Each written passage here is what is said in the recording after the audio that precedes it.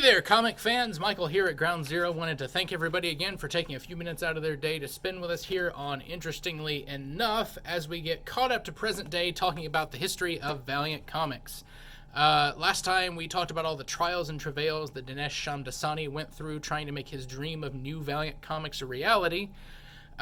We're through with the heartache, at least for a little while. On to happier times. We hit May 2nd, 2012, the day that the first new Valiant comic in over a decade hits the stands with Exo Manowar #1. Followed very quickly throughout what they dubbed the Summer of Valiant by Harbinger, Bloodshot, and Archer and Armstrong. All of these books have a lot of critical success and a fair amount of commercial success. Why is this when Bob Layton was saying at the beginning of our story that retailers never wanted to see another Valiant book again? When these books, I can say from personal experience, were still littering quarter bins everywhere. I put together so much of my classic Valiant run during the summer of 2012 so quickly and cheaply because people hadn't quite caught on yet. Why were these new books so successful? And the answer largely is Moneyball. Sports fans will be familiar with this term as the strategy that Bill Bean used to take the 2002 Oakland A's to unprecedented heights by focusing on new metrics, by finding the diamonds in the rough, the underappreciated players that nobody else was paying attention to. And Dinesh and Warren Simons and all the other people that were really heavily involved with early Valiant very much took this strategy to heart. They found the guys that were doing great work that nobody was really reading, that nobody had really given much of a big break or chance to. They got Robert Venditti on Exo Manowar, who previously had just done The Surrogates, which was an excellent book turned into kind of a mediocre movie. But he's gone on to so much career success after this because this was really his chance to shine. He was the perfect fit for Exo Manowar. This is still his defining career moment to me. For those who don't know the story, 5th century barbarian finds an alien suit of armor. Lots of course, hijinks ensue, but it's a very serious sci-fi book. Lots of great space politics. Can't recommend it highly enough. You had Josh Dysart on Harbinger. Previously had done books like Violent Messiahs for Image and Unknown Soldier for Vertigo that got just heaps and heaps of critical praise, but that nobody really read. He was really, again, given an opportunity to shine on this book. He took what was one of the best of the original crop of Valiant books and made it so much better. This is, to me, the cream of the early Valiant crop. It's just such great characters, such great stories and situations. That is my absolute favorite of all of these. Of course, Bloodshot. These early stories are what was adapted into the movie with Vin Diesel that just came out. They had Fred Van Lent on Archer and Armstrong. What a concept! A religious assassin teams up with an alcoholic immortal to go conspiracy busting. It's like the highest of high concepts.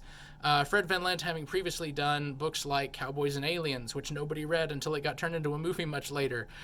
He did The Incredible Hulk for Marvel, which was where Hercules took over the title from Incredible Hulk. And I can say from experience that most people jumped off of the book at that point, but those who did read it said that it was fantastic. So again, all these underappreciated people that hadn't really been given an opportunity to shine up to that point. They also had a lot of books like Shadow Man coming out, the reimagined Shadow Man about a voodoo Loa-possessed superhero taking on the more supernatural elements of the universe. Quantum and Woody, which was a fantastic book in the 90s, but was so all over the place and unfocused. This really turned it into a sharp, pointed, very funny book about two adopted brothers and their homicidal goat with laser vision. Rye, which was one of the craziest high concepts back in the 90s, made even crazier in the new incarnation by Matt Kent and Clayton Crane, with fully painted art. It's one of the most beautiful books on the stands when it was coming out, about a essentially samurai protector of Japan in the year 4001, but also Japan as a floating satellite of Earth that can turn into a giant robot dragon. Just read it. It's awesome. There was Ninjak, which Ninjak really illustrates how cool the continuity was in all of these books. this was a very tight, interconnected universe. In fact, I will post in the description here a link to kind of like a flow chart that tells you how everything all fit together. Because really discovering all of the different threads of the tapestry that built up the Valiant universe was so thrilling as these books were coming out, and is still great when you're reading them after the fact in trade because you don't have to wait on anything. But Ninjak first showed up in an arc of Exo Manowar and then was part of the Unity Super Team book that they had before spinning off into his own title. He's everywhere in the Valiant universe. He's very central and very important to everything. He's Batman meets James Bond in a ninja outfit. There is literally no reason I can think of not to pick up this book. Faith was one of the most interesting and very progressive and important characters in the early 90s run of Harbinger. And of course, Josh Dysart went so much farther with her in his run on Harbinger to the point that they spun her off into her own book, which was very important, very necessary, and very, very good. If you're just looking for a book that with a character that is just so much fun to spend time with, this is the one. She is my absolute favorite character out of the entire Valiant line, and I can't recommend her book highly enough. Are you starting to sense a pattern here? I kind of like this stuff. There was Divinity, which was about a Russian cosmonaut who is granted godlike cosmic powers and then comes back to Earth and isn't really sure what to do with himself because, you know, there's no Soviet Union anymore. Fantastic book, and the first major original character that the new Valiant created that wasn't a part of the original 90s stuff. Which kind of, I skipped ahead a little bit, but it kind of brings us up to November of 2014 when The Valiant released. This is always the book I tell people to start with current Valiant. This is when they brought two very important people aboard on their creative staff, Jeff Lemire and Matt Kent, both coming off of big creator-owned successes with books like Sweet Tooth for Jeff Lemire and Mind Management for Matt Kent, both of which you should absolutely check out from other publishers. But first, read The Valiant. It was your typical big, giant crossover epic that's going to shake the face of the entire superhero universe, only this is it. This is all of it. It's not even all that thick. It's 4 issues, and you're done. You're out. No tie-ins, no long story arcs in the individual characters' books, none of that. This is it. This is all of it. That's all you need to read. $9.99. Pick it up. It's great. It gives you a good taste of everything that the Valiant universe has to offer. And it's spun off into Jeff Lemire's run on Bloodshot, which, you know, Bloodshot has always been a character that's very easy to make kind of generic. He's an indestructible guy with lots of guns who blows stuff up. You know, that's entertaining, but Jeff Lemire was the first guy to really come in and try to give him a lot of humanity, a lot of depth and complexity. And this is a fantastic book that you absolutely need to check out and read. The Valiant also spun off into Book of Death, which was kind of the sequel series to that. It also took the place of Rye Number 0 from the original 90s run, which kind of like laid out what the future roadmap for the Valiant universe at that time was going to be. And this does much the same thing for current Valiant, laying a lot of seeds for future stories.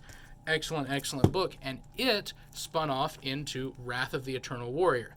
Eternal Warrior is a very, very important character to the overall Valiant universe. He's one of 3 immortal brothers who have been around since ancient Sumeria and are still around in the far future timeline. They're kind of the glue that holds the Valiant universe together because they, being immortal, they can appear in any time period. You can tell flashback stories with them.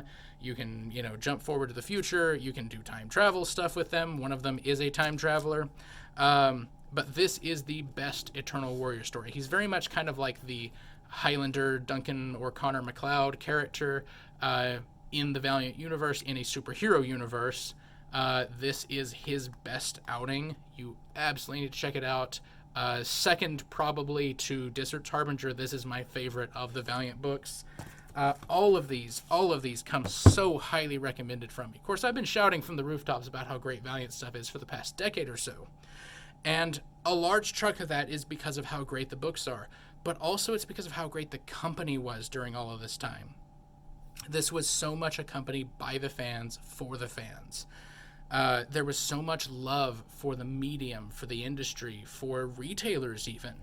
They, as opposed to, all of these other fly-by-night indies, or even ones that lasted longer, but that never really seemed to have a whole lot of means or interest to directly help small retailers like us. Valiant did so many innovative things, so many programs that made it easier for us to hand sell these books to you guys. They sent us so many of these stand-ups, so many posters, so much more promotional material than Marvel or DC has by such a wide margin over the last decade or so. They implemented these $9.99 introductory trades, which made it so easy, or so much easier for me to talk so many of you guys into picking up these books. And I hope to talk so many more into it, because these are some of the best books that were being put out during this time period. I think they're some of the best books that comics have to offer. It's such a fantastic interconnected universe, and they did so many cool things. A guy named Josh Schwartz, who was a very active member of the Valiant community, is also the guitarist for a metal band called A Sound of Thunder. And he reached out to Valiant about doing a heavy metal concept album based on Justin Jordan and Peter Milligan's runs on Shadow Man. Any other company would have said, what is this? No, you can't have our characters for your weird heavy metal concept album. No, Valiant did it. I got it right here. It's awesome. You should totally check out A Sound of Thunder. They are an amazing band. They're amazing people. Heavy metal like this is not really normally my genre, but they're so much fun. There's so much love for the Valiant material in this particular instance. There's so much love for everything that they do that oozes out of their stuff. Definitely check them out. They're on Bandcamp. I don't know what other formats they're on, but they do a lot of stuff with Kickstarter. Absolutely check them out. So we're up to April of 2015. And I know this is starting to run a little long. I'm going to wrap up the last little bit of this. A lot of this was just talking about the books. But in April of 2015, Sony Pictures, through DMG Entertainment, signed a 5-picture movie deal with Valiant. We're going to get 2 Bloodshot movies, 2 Harbinger movies, and a Harbinger Wars crossover movie. That was the deal. Unfortunately, production didn't really go as quickly as people wanted. There was a lot of snags, and in late January of 2018, DMG exercises an option in their original investment to purchase Valiant outright. And this could have been handled better, because at this point, Dinesh is ousted from the company. The heart and soul of everything that Valiant was is unceremoniously kicked to the curb, followed very quickly by most everybody else in the company in short order. Those that weren't kicked out left of their own accord because they didn't want to be a part of the new regime. And there were so many clashes. This was kind of a dark period for them. Which it could be argued that they're not entirely out of yet. There was a bunch of clashes on the Bloodshot movie. Dinesh was already involved as an executive producer, and Sony liked working with him. But Dan Mintz, the new owner, did not want Dinesh involved with anything. He was burying all of Dinesh's projects, wanted Dinesh off of the movie. Sony said, no, we like this guy. We know him. We like working with him. We don't know you, and we don't particularly like you. So if you want this movie made, we're keeping him around. So then Dan Mintz takes his toys over to Paramount, and now Paramount has the rights to all of the other Valiant characters besides Bloodshot, thus separating the rights to the Valiant cinematic universe. And any future movies we get, if any, with how, unfortunately, the coronavirus epidemic has affected the box office of the Bloodshot movie, will be with Paramount, not with Sony, so nothing will be connected. There was also a live-action web series, which I will link to in the description below, called Ninjak vs. the Valiant Universe. This was done with the incredibly talented and passionate people over at Bat in the Sun Productions. You should totally check out their Superpower Beatdown videos here on YouTube. And this was a live-action web series with a bunch of, really fun actors doing all the different it involved all of the different Valiant characters. It was cheesy, but it was fun. I thoroughly enjoyed it, and it was very much a passion project of Dinesh and Josh Johns, and it was very much buried. When it was finally finished and allowed to come out, it was not posted here officially to YouTube until like just a couple of weeks ago. It's been out for years. It was, posted on comicbook.com, but then very quickly buried and then taken off for a long time. And it all boils down to just ego. This was a Dinesh project. Mintz didn't want it out in the open. It's very unfortunate how everything has gone down in the recent history with Valiant, but there's a new guard at Valiant. There's a whole new team that is really making a go of it. Not everything they've done has been as great as it was before, but that doesn't stop us falling in love with these characters, and it doesn't stop great creators from telling great stories about them. So I think that Valiant still potentially has a bright future ahead of it. I'm really excited to see the rest of what they do in 2020, after comics start shipping again, of course. They've got a lot of new stuff on the horizon. This new Exo Manowar series from Dennis Hallam.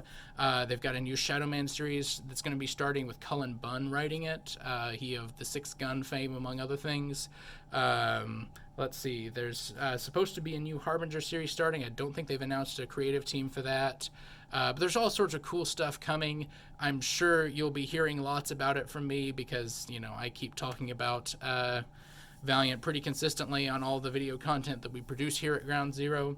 Also, if you're curious about what has happened with Dinesh after being ousted from Valiant, well, he has not left the comic industry.